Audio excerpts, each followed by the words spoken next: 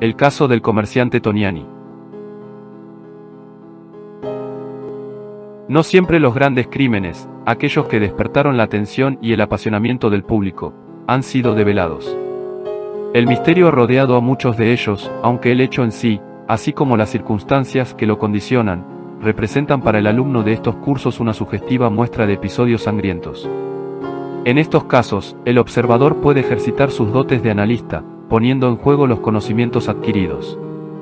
Uno de esos hechos no esclarecidos por la crónica policial es el ocurrido al comerciante Luis Toniani. El suceso data del año 1912, más exactamente del 11 de junio. Buenos Aires vivió entonces la conmoción de un asesinato cruelmente ejecutado, que luego quedaría sin esclarecer, dejando a sus autores impunes ante la acción de la justicia y la vindicta pública. La mañana del día señalado, al presentarse el empleado de la ferretería que Luis Toniani tenía en la calle Sarmiento 1452, se encontró con el hecho llamativo de que su dueño aún no había abierto las persianas del negocio. Esta circunstancia resultaba extraña, ya que era costumbre proverbial de Toniani ser el primero en llegar, teniendo el local abierto antes de que arribaran sus empleados. Al poco tiempo de estar esperando, Maximiliano Belém, que así se llamaba el empleado, vio llegar al señor Augusto Manzoni. Este era socio en algunas operaciones del dueño del comercio y ocupaba un escritorio en los fondos.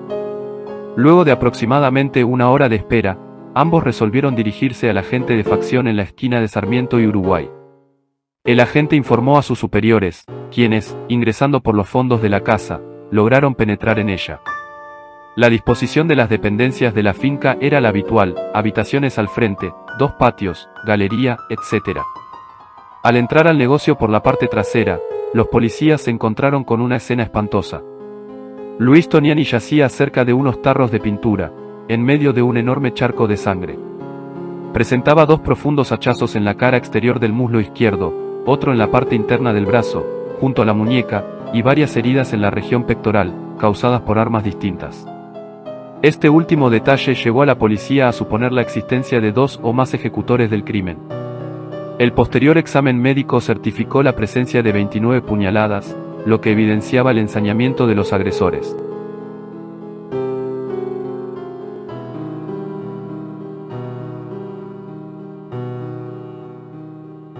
La opinión pública sintió el estremecimiento que producen los grandes sucesos de la crónica policial. Era evidente que se estaba ante un crimen de gran impacto.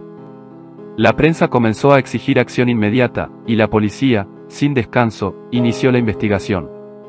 Fueron surgiendo detalles altamente sugestivos, los cuales, en un primer momento, alentaron las mejores esperanzas. Toniani era de origen italiano, con 30 años de residencia en el país y 56 años de edad. No había contraído matrimonio y era un soltero de costumbres sobrias, según lo establecieron la investigación y los testimonios de vecinos y amigos. Se trataba de un hombre sencillo y estimado, al que era difícil suponerle enemigos. Siendo de hábitos metódicos, trabajador y disciplinado, había logrado consolidar una situación económica holgada con el paso del tiempo. Toniani era considerado un hombre adinerado, por lo que, en principio, el móvil más evidente parecía ser el robo. Sin embargo, las diligencias no avanzaban demasiado. El dictamen de los médicos forenses estableció que la muerte había ocurrido el domingo por la mañana, alrededor de las 6. El juez hizo comparecer a vecinos y sospechosos. Entre estos últimos, en un principio se investigó a un obrero italiano llamado Ambrosio Bonnacera, quien había sido visto en el negocio de Toniani en las últimas horas del sábado. En efecto, Bonnacera corroboró que se había presentado en el local en el día y la hora indicados para cobrar unos jornales que ascendían a 80 pesos, en compañía de otros artesanos. Como Toniani argumentó no tener en efectivo la cantidad requerida, Bonnacera ofreció regresar el lunes para hacer efectivo el cobro.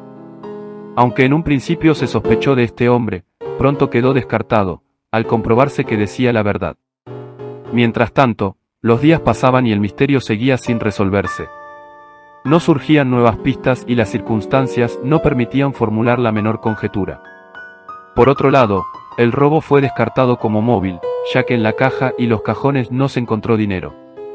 Este hallazgo coincidía con la declaración del obrero Bonnacera, quien aseguró que Toniani no tenía efectivo disponible, versión que fue confirmada por otros testigos.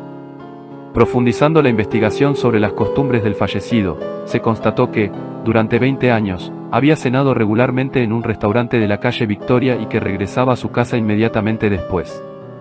Precisamente el sábado, víspera del crimen, se lo vio a la hora habitual, sin alterar su rutina. También se descartó el móvil de la venganza, ya que ni Manzoni, ni sus familiares, amigos o vecinos pudieron señalar a alguien que albergara resentimiento contra el comerciante. Sin embargo, dos nuevos indicios despertaron esperanzas. El primero fue una huella digital encontrada en uno de los cristales de la puerta del baño. La sección dactiloscopía de la policía comenzó inmediatamente la tarea de identificación. El segundo indicio surgió cuando el socio Manzoni y un hermano de la víctima informaron que Toniani había prestado 7.000 pesos a una persona de su confianza, exigiendo como garantía un pagaré. Dicho pagaré había desaparecido. Se realizaron las diligencias pertinentes, se careó a los sospechosos y se retuvo a algunos de ellos, pero todo continuó envuelto en el más absoluto misterio. El golpe definitivo a la investigación llegó cuando la policía no logró determinar a quién pertenecía la huella digital. Debe considerarse que en aquella época, 1912, los archivos y métodos de identificación no contaban con la precisión actual. Así, el crimen del comerciante Toniani fue cayendo paulatinamente en el olvido, al igual que otros asesinatos sin resolver, como el del turco AM en la calle Reconquista años atrás. Finalmente, quedó relegado al grupo de los grandes enigmas de la ciudad, aquellos que el tiempo se ha negado a revelar. A pesar de ello, hemos querido recordarlo por sus características sangrientas y el sensacionalismo que lo rodeó, todo lo cual, como mencionamos al inicio, puede servir de ejercicio para el futuro detective. Este caso demuestra que es necesario agotar todas las posibilidades antes de admitir el fracaso. El alumno debe tener en cuenta que, en 1912, la técnica policial aún no había alcanzado el grado de eficiencia actual. Pero consultemos y comparemos hoy, en el siglo XXI, con la respuesta que nos da la inteligencia artificial. Ella nos arroja los siguientes indicios. Para analizar este caso desde una perspectiva forense e investigativa, debemos centrarnos en tres ejes principales: la escena del crimen, los indicios clave y el perfil de la víctima. A partir de esto, surgen varias hipótesis que podrían haber guiado la investigación hacia un posible culpable. 1. Características del crimen. A. Uso de múltiples armas. Se encontraron heridas producidas tanto por un hacha como por un arma blanca, posiblemente un cuchillo o estilete. Esto sugiere la presencia de más de un atacante o bien un alto nivel de violencia personal en el agresor. B. Número elevado de heridas, 29 puñaladas indica ensañamiento, lo que sugiere una motivación pasional o personal más que un simple robo. C. Distribución de las heridas, cortes en extremidades y muslo pueden ser indicios de una lucha previa antes de la ejecución. 2. Indicios clave para investigar. A. La huella dactilar en el cristal del baño. Se menciona que una huella digital fue encontrada en la puerta del baño, pero no se pudo identificar. Aunque en 1912 los registros dactiloscópicos aún estaban en desarrollo, una mejor búsqueda entre conocidos de la víctima podría haber sido clave. Preguntas para investigar. ¿Era una huella reciente o antigua? ¿El vidrio tenía signos de haber sido manipulado durante la agresión? ¿A quiénes se podía tomar huellas comparativas en su entorno cercano? B. El pagaré desaparecido, pensando en un posible móvil financiero. Se menciona que Toniani había prestado 7.000 pesos a una persona de confianza y que este documento desapareció. Esto sugiere dos posibles líneas de investigación. 1. El deudor como sospechoso. Si el pagaré desapareció, el beneficiario del préstamo tenía un motivo económico fuerte para asesinar a Toniani y eliminar la evidencia de su deuda.